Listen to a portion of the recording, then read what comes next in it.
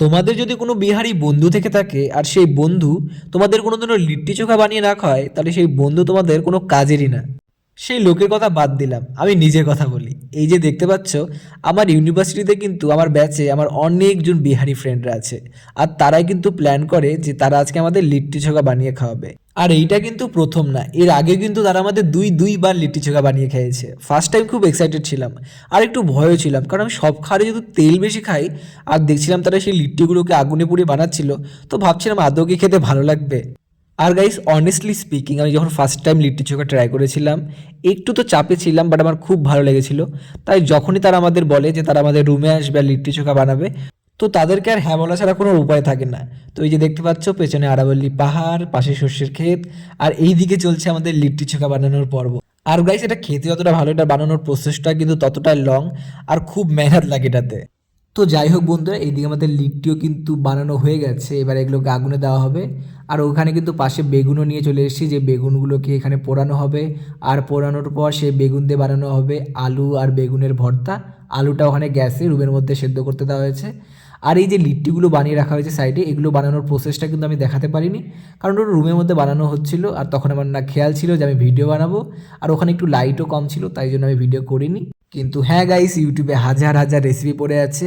আর এই লিট্টির যে সব থেকে যে জিনিসটা আমার ভালো লাগে না, সেটা হচ্ছে এর ভেতরে যে ছাতুর পুরটা দেয় সেইটা। আমি তো গাইস লাস্টের দিকে যেগুলো বেঁচেছিল আমি এমনি খেয়ে নিয়েছি।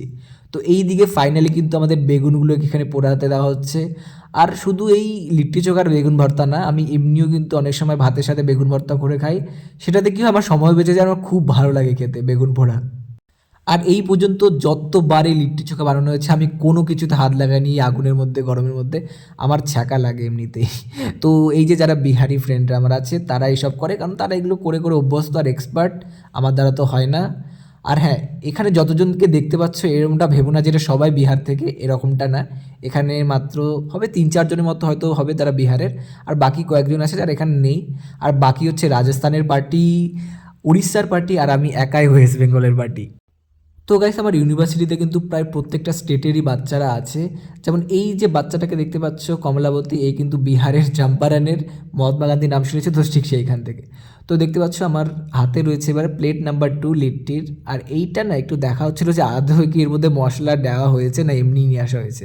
তো সেইটা করতে গিয়ে ব্যাস এটা ফুটে গেছে। আর এইদিকে সাইডে যে সহকর্মীরা দেখতে পাচ্ছ, তারা কিন্তু লিট্টিগুলোকে ভালো করে এপিট ওপিট করে পুড়িয়ে নিচ্ছে। আর ওইটা হচ্ছে মেন প্রসেস। আর এখানেই সব থেকে ছ্যাঁকা খায় সবাই। আর এদিকে করতে করতে সন্ধেও প্রায় হতে চললো। আমরা প্রায় সেই দুপুরের পর স্টার্ট করেছি, অনেকটা টাইম লাগে এটা বানাতে। বললাম না প্রথমে যে খুব খাটনি। আর এখানে যেই না বানানো হয়েছে অমনি খাওয়া শুরু হয়ে গেছে। বাহ! তাই গাইস, আমাদের মাস্টার শেফ কিন্তু এখানে খেপে গেছে যে আমরা খাটনি করে বানাচ্ছি, একটু সহ্য হচ্ছে না, তোদের না খাওয়া শুরু করে দিয়েছি। আর এইদিকে মালটা হাসছে দাঁত কেলিয়ে, তার কোনো মানে লজ্জা নেই যে হ্যাঁ সবাইকে ছেড়ে খেয়ে নিয়েছি। আর এই দিকে ফাইনালি রেডি। আর এই দিকে কিন্তু লিট্টি চোখা খাওয়ার পার্টি দুই ভাগে ভাগ হয়ে গেছিলো, এক ভাগে ঘি দিয়ে খাওয়া পার্টি, আর একদিকে ঘি ছাড়া খাওয়া পার্টি। আর আমি কিন্তু ঘি দিয়ে খাওয়ার পার্টির মধ্যে ছিলাম। আর এই অতিরিক্ত ঘি দিয়ে খাওয়া কিন্তু আমি আমার রাজস্থানি ফ্রেন্ডদের থেকে শিখেছি। তো যাই হোক বন্ধুরা, আজকে ভিডিওটা এই পর্যন্তই। ভালো লাগে like, share and comment. Tata.